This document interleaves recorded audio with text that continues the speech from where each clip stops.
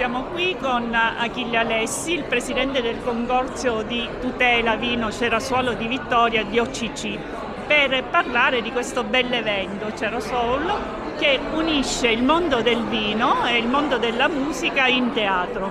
Bellissima iniziativa, ne parliamo? Grazie. Sì, questo evento per me è importante, è il primo evento che facciamo a Catania, in questo caso nella splendida location del Teatro Massimo Bellini e del Teatro San Giorgi.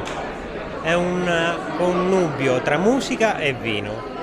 Prima la degustazione al Teatro San Giorgi con tutte le cantine del Cerasuolo di Vittoria presenti, una massa unita, proprio un bellissimo gruppo, e successivamente al Teatro Bellini avremo un concerto jazz con l'HG Orchestra, che sono 20 elementi, e un legame tra vino e musica che è fondamentale nella vita. Bene.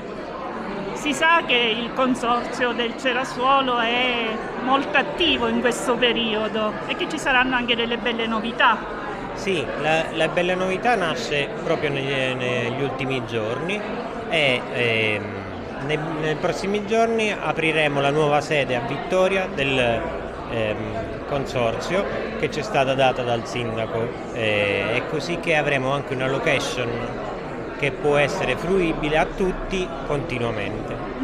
Intanto in questa splendida sala vediamo che stanno partecipando tutti i produttori, sommelier, giornalisti, tutto un mondo che è legato al Cerasuolo e che sono onorato di poter rappresentare come unica di OCG della Sicilia. Benissimo, grazie mille.